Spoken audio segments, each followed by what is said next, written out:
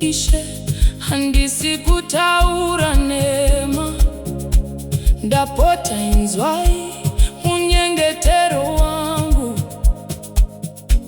ndave kufamba nenzira ikwenguva refu vandoti kutenda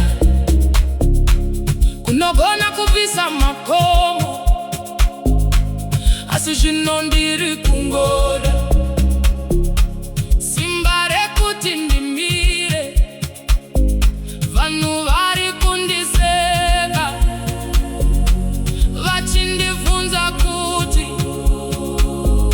Mwari wako ari kupi.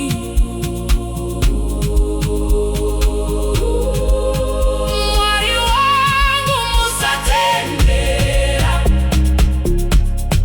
kuti vanhu vandisoreshe ndinoda rugare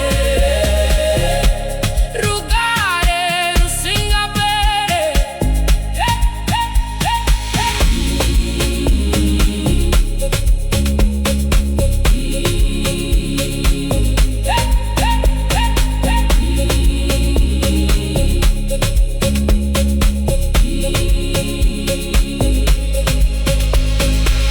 Fambai Neni nemumoto Fambai Neni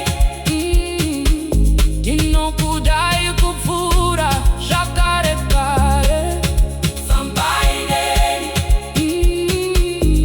ndakaedza kugadzirisa nemaoko angu asi pasina nyasha dzenyu ndiri guruva chairo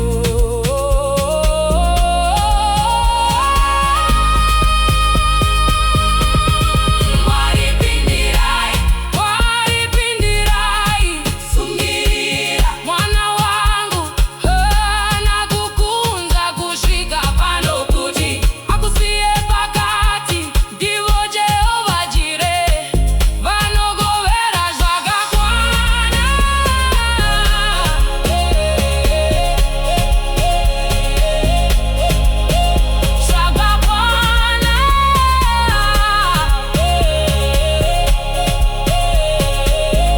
ndinotenda Mwari wangu. Amen, amen.